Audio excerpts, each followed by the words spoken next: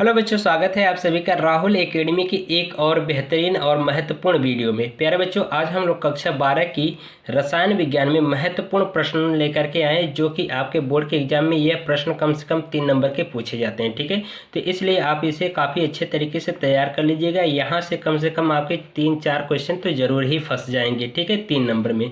ठीक है, तो हम लोग देरी ना करते हुए वीडियो को स्टार्ट करते हैं। ठीक है, तो अगर आप चैनल पर पहली बार होंगे तो चैनल को सब्सक्राइब कर लीजिएगा और वीडियो को अंत तक देखिएगा। और वीडियो अगर आपको अच्छी लगी, अगर आपको समझ में आया होगा तो वीडियो को लाइक करिएगा। ठीक है, तो चलिए हम लोग पहला क्वेश्चन लेते हैं। पहला क्वेश्चन ये है कि लेंथेनाइड संकुचन को कारण सहित स्पष्ट कीजिए। ठीक है, तो लेंथेनाइड जो संकुचन उनको हमें क्या करना है, कारण सहित स्पष्ट करना है। ठीक है, तो इसमें देखिए लिखा गया है कि इसमें लेंथेनाइड धातुओं में इस संकुचन के कारण उनके आकार या आयनिक त्रिज्या क्या होती है, समान हो जाती है।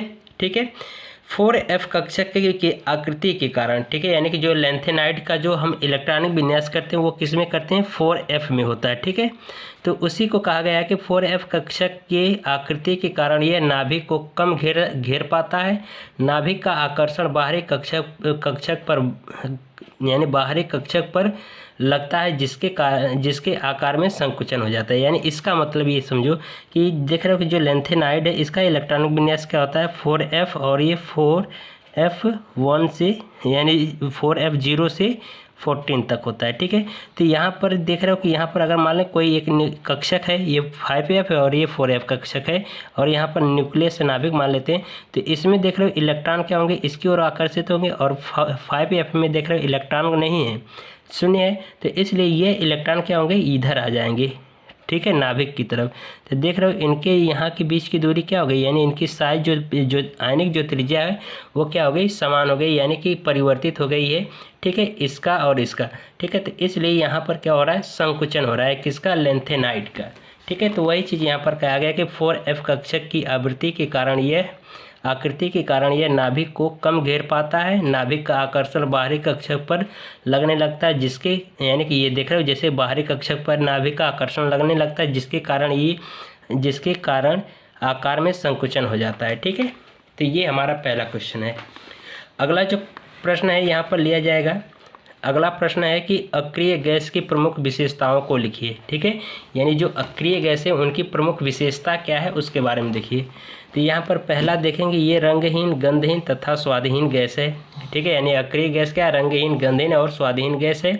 आगे देखिए दूसरी जो इसकी विशेषता है, इसमें लिखा गया है कि इनकी अंतिम कक्षक का इलेक्ट्रॉनिक विन्यास N² यानी NS2 NP6 होता है। ठीक है, यानी हीलियम को छोड़कर। ठीक है, यानी अक्रिय गैस का जब इलेक्ट्रॉनिक विन्यास करेंगे NS2 NP6 यानी हीलियम को छोड़ करके इसका क्या होता है, इलेक्ट्रॉनिक विन्यास होता है। ठीक है, अगला देखिए, अगली जो पॉइंट है इसकी जो संयोजकता होती है शून्य होती है। शून्य क्यों होती है, क्योंकि ये अक्रिय गैस है। अक्रिय का मतलब होता है जो क्रिया न कर सके। ठीक है, ये क्रिया क्यों नहीं करेगा, क्योंकि इनके बाह्य कोश में 8 इलेक्ट्रॉन खुद उपस्थित होते हैं, तो ये क्या होते हैं, क्रिया नहीं करते किसी के साथ। और इन अक्रिय गैसों को हम नोबल गैस के नाम से भी जानते हैं। ठीक है, ये ध्यान रखिएगा। फिर अगले पॉइंट कहा गया है यहाँ पर कि ये एक परमाणु गैस है, यानी कि जो अक्रिय गैस है ये कैसा, एक परमाणु गैस है जिनकी विशिष्ट ऊष्माओं का अनुपात यानी Cp/Cv बराबर 1.66 होता है। ठीक है, चलिए अब हम लोग अगला प्रश्न देते हैं। देखिए अगला प्रश्न है प्रश्न नंबर 3, संक्रमण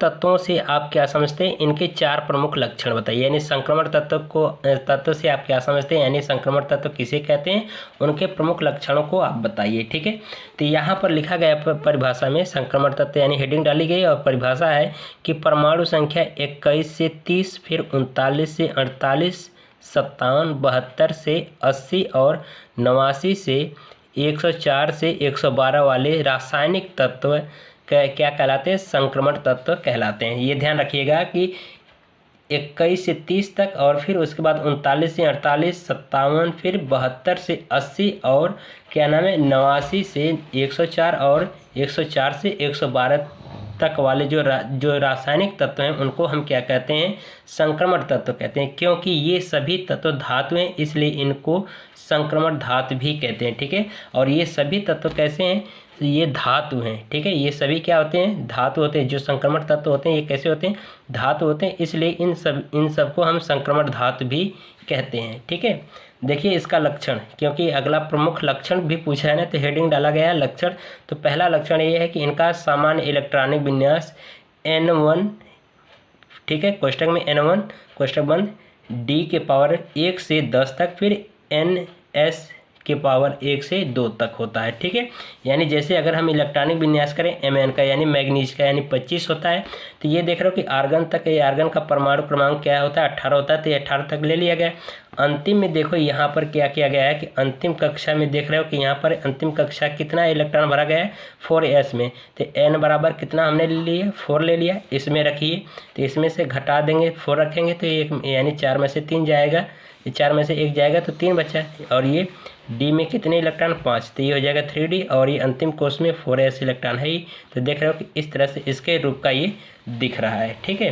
तो ये हमारा इलेक्ट्रॉनिक विन्यास होगा, ठीक है। फिर दूसरा पॉइंट कहा गया ये परिवर्ती ऑक्सीकरण व्यवस्था को दर्शाता है, ठीक है। यानी कि जो संक्रमण तत्व है ये परिवर्ती ऑक्सीकरण व्यवस्था को क्या करता है, दर्शाता है। अगली पॉइंट इसमें कहा गया है कि ये प्रेरकीय गुण को प्रदर्शित करते हैं, यानी कि ये जो क्या होता है प्रेरकीय गुण को भी क्या करता है, प्रदर्शित करता है, ठीक है। अगली पॉइंट देखिए, कहा गया है कि संक्रमण तत्वों में रंगीन यौगिक बनाने की क्षमता होती है, यानी संक्रमण तत्वों में क्या होता है, रंगीन यौगिक बनाने की क्षमता होती है, ये भी ध्यान रखिएगा। अगला प्रश्न हम लोग लेते हैं प्रश्न नंबर 4। यहाँ पर दिया गया प्रश्न में कि 88 रेडियम 226 के विघटन से बनने वाले उत्कृष्ट गैस का नाम व एक उपयोग बताइए, ठीक है। यानी कि जब इसका हम विघटन कराएंगे तो कौन कौन सी गैस उत्कृष्ट होती है, यानी निकलती है यानी मुक्त होती है, उसको बताना है। और उन गैसों यानी इसका हमें क्या करना है, उपयोग भी बताना है, इन गैसों का उपयोग भी बताना है कि हम कहाँ पर उपयोग भी करते हैं, ठीक है। तो देखिए इसका हम 88 रेडियम 226 का यहाँ पर विघटन कराएंगे तो ये हमें प्राप्त होगा 86 रेडान 222, ठीक है। और ये क्या होगा 2He4, यानी कि इसको हम कहेंगे रेडान, और ये हीलियम। तो यानी कि इससे उत्कृष्ट होने वाली गैस कौन कौन सी है, रेडान है और हीलियम है। तो एक आंसर ये हो गया।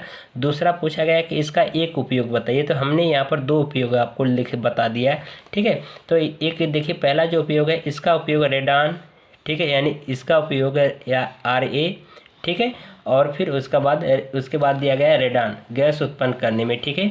यानी कि जो ये रेडियम जो है इसका उपयोग हमें रेडान गैस उत्पन्न करने में इसका उपयोग करते हैं, ठीक है। यानी कि रेडियम का उपयोग हम रेडान गैस उत्पन्न करने में करते हैं।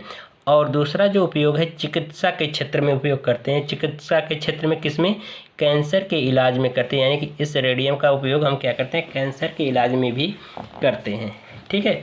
अगला प्रश्न देखिए, ये सवाल है यहाँ पर 2 नंबर का, ये पूछा जा सकता है कि दिया गया था प्रश्न में कि अभिक्रिया की कोटि की व्याख्या निम्न अभिक्रिया द्वारा कीजिए। यानी कि ये अभिक्रिया दिया गया है 2H2 + Cl2, फिर उत्क्रमणीय अभिक्रिया चिन्ह, और ये सूर्य के प्रकाश की उपस्थिति में अभिक्रिया हो रही है तो ये बन गया 2HCl। तो इस अभिक्रिया का हमें कोटि बताना है कि इसकी कितनी कोटि होगी, ठीक है। तो यहाँ पर देखिए अभिक्रिया का वेग जब लिखेंगे तो यहाँ पर हम कुछ नहीं K लिखेंगे, और ये जो लिखा होता है इसको H लिखेंगे, और इसके पावर कुछ नहीं है तो 1 मानेंगे, और यहाँ पर भी बड़े कोष्टक में यानी इनका सक्रिय द्रव्यमान लिखेंगे बड़े कोष्टक में, ठीक है। तो इन दोनों के पावर कुछ नहीं है तो 1 मानते हैं, तो 1 घात लगा दिया, तो ये हमारे क्या होंगे N1 और N2 के मान हो जाएंगे। तो इनको क्या करेंगे, हम जोड़ देंगे, तो इनको जब जोड़ेंगे तो ये कितना प्राप्त हो जाएगा, 2 प्राप्त होगा। तो यही हमारा क्या कहलाता है, अभिक्रिया की कोटि। तो यानी कि ये जो अभिक्रिया है ये कौन सी कोटि की अभिक्रिया, द्वितीय कोटि की अभिक्रिया है, ठीक है, द्वितीय कोटि की, ठीक है। तो इस तरह से हम क्या करते हैं, अभिक्रिया की कोटि निकाल लेते हैं, ठीक है। तो चलिए अगला प्रश्न देखते हैं। अगला प्रश्न है कि संक्रमण तत्वों द्वारा रंगीन आयन बनाने की व्याख्या कीजिए। यानी कि जो संक्रमण तत्व हैं वो रंगीन आयन बनाते हैं, उसकी हमें क्या करनी है, व्याख्या करनी है। तो देखिए यहाँ पर लिखा गया है कि निम्न ऊर्जा का डी कक्षक उच्च ऊर्जा वाले डी कक्षक में जाते हैं। यानी कि जो निम्न ऊर्जा की जो डी कक्षक हैं वो क्या होते हैं, उच्च ऊर्जा के डी कक्षक में जाते हैं, तो इलेक्ट्रॉन की उत्तेजना बढ़ जाती है, यानी इलेक्ट्रॉन क्या होता है, उत्तेजित अवस्था में हो जाता है। तो उत्तेजन ऊर्जा, यानी जब वो क्या होता है कि उत्तेजित अवस्था में आता है तो उसमें क्या होती है, उत्तेजन ऊर्जा संचित होती है। तो उसी को कहा जा रहा है उत्तेजन ऊर्जा प्रकाश को अवशोषित करती है और प्राप्त आवृत्ति में दृश्य प्रक्षेत्र उत्पन्न होता है, इसलिए संक्रमण तत्व द्वारा क्या होता है, रंगीन आयन बनाते हैं। ठीक है, तो ये हमारा इस क्वेश्चन का आंसर होगा। ठीक है, अगला प्रश्न देखिए, प्रश्न नंबर 7वां। इसमें कहा गया ग्लूकोज फ्रक्टोज यानी ग्लूकोज और फ्रक्टोज से संरचना में कैसे भिन्न है, यानी ग्लूकोज और फ्रक्टोज की संरचना बना करके हमें बताना है कि वो कैसे किस प्रकार से भिन्न है, इसकी खुली श्रृंखला का संरचना भी बनाइए। ठीक है, तो देखिए यहाँ पर एक चीज़ कि जो ग्लूकोज और जो फ्रक्टोज होता है ये कैसा होता है, हेक्सोज शर्करा होती है। तो यहाँ पर लिखा गया है कि ग्लूकोज तथा फ्रक्टोज एक प्रकार की हेक्सोज शर्करा है। ठीक है, तो यहाँ पर हमने ग्लूकोज का संरचना बनाया है और यहाँ पर फ्रक्टोज का संरचना। ग्लूकोज क्या होता है, 6 कार्बन से क्या होता है, जुड़ करके बना होता है, और फ्रक्टोज क्या होता है, 5 कार्बन से जुड़ करके बना होता है। ठीक है, तो ऊपर वाली संरचना में यानी ग्लूकोज में क्या होता है, एल्डिहाइड समूह उपस्थित होता है और फ्रक्टोज में कैसा, कीटो समूह उपस्थित होता है। यहाँ पर देख रहे हो कि ये क्या है, कीटो समूह उपस्थित है। ये हमारी क्या है, ये सबसे बहुत बड़ी डिफरेंस है कि ग्लूकोज में क्या होता है, एल्डिहाइड समूह उपस्थित होता है और ये कीटो यानी कि फ्रक्टोज में कीटो समूह उपस्थित होता है, यानी कीटोन समूह उपस्थित होता है। ये 6 कार्बन परमाणुओं से मिलकर के बना होता है यानी ग्लूकोज, और ये क्या होता है, फ्रक्टोज 5 कार्बन परमाणुओं से मिलकर के बना होता है। तो देखिए यहाँ पर एल्डिहाइड समूह जोड़ेंगे, फिर एक कार्बन नीचे जोड़ेंगे सिंगल बॉन्ड, फिर एक साइड यानी कि दाएं साइड OH तो बाएं साइड H जोड़ेंगे, फिर एक बार इसी को इधर पलट देंगे, इसको इधर लाएंगे, फिर इसको इधर करेंगे, फिर इसको इधर, फिर यही वाली संख्या फिर क्या करेंगे, नीचे उतार लेंगे, फिर यहाँ पर क्या करेंगे, नीचे वाले में जो छठवां जो कार्बन होगा वहाँ पर C2CH2OH जोड़ देंगे। ठीक है, इसमें देखिए यहाँ पर ऊपर क्या करेंगे, CH2OH जोड़ेंगे, फिर नीचे क्या होगा, कीटो समूह जोड़ेंगे, फिर एक कार्बन से क्या होगा कि बाएं साइड H लिखेंगे, दाएं साइड H तो बाएं साइड OH, फिर इसी को इधर लाएं, फिर इसको यानी कि इसको एक्सचेंज कर दें, तो इसको इधर लाएंगे, इसको इधर, फिर यही वाली संरचना फिर उतार लेंगे, फिर जो ऊपर लिखा गया वही फिर नीचे लिख देंगे।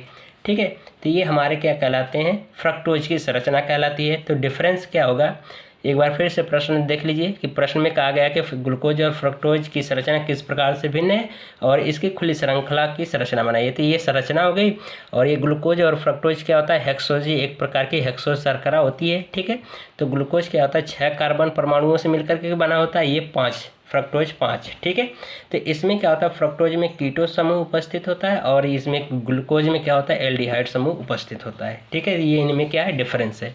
अगला प्रश्न देखेंगे, प्रश्न नंबर 8वां। ठीक है, देखिए प्रश्न नंबर 8वां प्रश्न में ये कहा जा रहा है कि ग्लाइकोसाइडिक बंध से आप क्या समझते हैं। ठीक है, यानी कि जो ग्लाइकोसाइडिक जो बंध होता है उससे आप क्या समझते हैं, यानी कि ग्लाइकोसाइडिक बंध किसे कहते हैं। तो यहाँ पर हेडिंग डालेंगे ग्लाइकोसाइडिक बंध। तो इसमें देखिए ग्लाइकोसाइडिक बंध क्या होता है कि 2 मोनोसैकेराइड अणु परस्पर ऑक्सीजन आबंधन द्वारा जुड़े होते हैं, यानी 2 मोनोसैकेराइड अणु क्या होंगे, परस्पर क्या होंगे, ऑक्सीजन आबंध द्वारा क्या होते हैं, जुड़े होते हैं, जिसका निर्माण जल के एक अणु की हानि से होता है, यानी कि जिसका निर्माण क्या होता है, जल की एक अणु की हानि से होता है। तो 2 मोनोसैकेराइड इकाई के मध्य ऑक्सीजन से होकर बंध ग्लाइकोसाइडिक बंध कहलाता है। जैसे यहाँ पर लिया गया है कि माल्टोज अणु में ग्लाइकोसाइडिक बंध, तो यहाँ पर ये माल्टोज अणु का लिया गया है।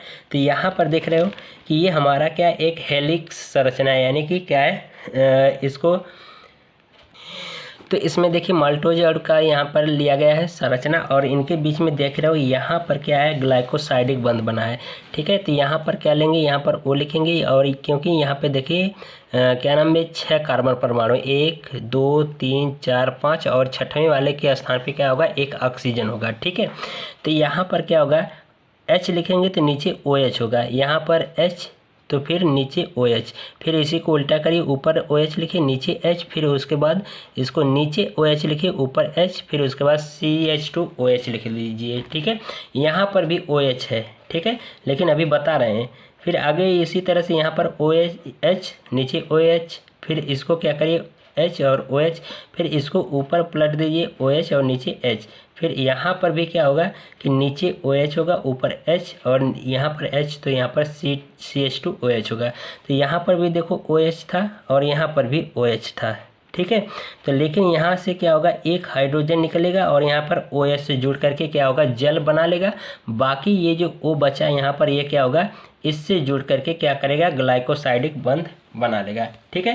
तो ये हमारा क्या होगा, ग्लाइकोसाइडिक बंध। और ये जो दोनों संरचनाएं बनी है अल्फा डी ग्लूकोज की हैं, यानी ये भी अल्फा डी ग्लूकोज है, ये भी अल्फा डी ग्लूकोज। दोनों क्या होंगे, दोनों के बीच में जल के विस्थापन के द्वारा, यानी कि जल की हानि की, यानी जल के अणु की हानि हो रही है, और ये क्या कर रहा है, ऑक्सीजन के द्वारा ग्लाइकोसाइडिक बंध बना रहा है, ठीक है। तो ये क्वेश्चन बहुत ही महत्वपूर्ण है, इसको आप पढ़ लीजिएगा, ग्लाइकोसाइडिक बंध किसे कहते हैं, और ये उदाहरण दे करके आपको लिखना है। ये कम से कम 3 नंबर वाले प्रश्न हैं, ठीक है। अब अगला लास्ट क्वेश्चन देखिए। अंतिम क्वेश्चन ये है कि डीएनए तथा आरएनए में अंतर बताइए। ये भी बहुत ही महत्वपूर्ण प्रश्न है, हर बार ये प्रश्न आता है, डीएनए और आरएनए में अंतर पूछा जाता है। तो हम लोग क्या करेंगे, 2 कॉलम बनाएंगे, यहाँ पर डीएनए लिखेंगे, यहाँ पर आरएनए। डीएनए का पूरा नाम होगा डीऑक्सीराइबोज न्यूक्लिक एसिड, और इसका राइबोज न्यूक्लिक एसिड होगा आरएनए का, ठीक है। तो इसमें देखिए डीएनए में पहली पॉइंट ये होगा कि जो डीएनए है ये केंद्रक में पाए जाने वाला गुणसूत्रों, यानी केंद्रक में पाए जाने वाले गुणसूत्रों में पाया जाता है, ठीक है। यानी कि केंद्रक में पाए जाने वाले जो गुणसूत्र है उनके अंदर ये क्या होता है, डीएनए पाया जाता है, ठीक है। आरएनए क्या है, ये कोशिका द्रव्य में पाया जाता है, ठीक है। आरएनए केवल क्या होता है, कोशिका द्रव्य में पाया जाता है, लेकिन ये डीएनए क्या है, केंद्रक में पाए जाने वाले जो गुणसूत्र हैं उनके अंदर यह क्या होता है, पाया जाता है डीएनए।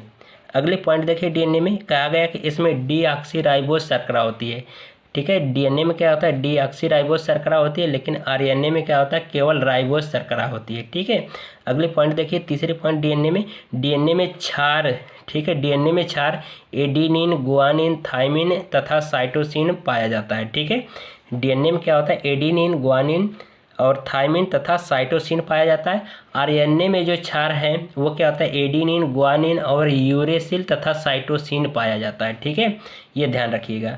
केवल बस यहाँ पर क्या डिफरेंस केवल है, यूरेसिल है, बाकी सब कुछ डीएनए वाला है, बस क्या है कि एक और जुड़ गया इसमें, यूरेसिल, ठीक है। अगली पॉइंट देखिए, डीएनए में अंतर। इसमें कहा गया कि यह आनुवांशिक गुणों का स्थानांतरण में महत्वपूर्ण भूमिका अदा करता है, यानी कि जो डीएनए वो क्या करता है, आनुवांशिक लक्षणों का या आनुवांशिक गुणों का क्या करता है, स्थानांतरण करता है, ठीक है। यानी कि पीढ़ी दर पीढ़ी आगे बढ़ाता रहता है गुणों की क्या नाम है, आनुवांशिक गुण को, ठीक है। लेकिन आरएनए क्या है, केवल प्रोटीन का संश्लेषण करने में मदद करता है, ठीक है। तो इस तरह से हमारे जो महत्वपूर्ण प्रश्न है 3 नंबर के कंप्लीट होते हैं। तो आप बिल्कुल अच्छे तरीके से और बेहतर ढंग से इसको तैयार कर लीजिएगा, ठीक है। जो कि यहाँ से कम 5-6 क्वेश्चन आपके बोर्ड के पेपर में आ जाएंगे, ठीक है। तो वीडियो अगर पसंद आई तो वीडियो को लाइक कर लीजिएगा, चैनल को सब्सक्राइब कर लीजिएगा, ठीक है। तो इसी तरह से मिलते हैं अगली वीडियो में, तब तक के लिए गुड बाय, थैंक यू।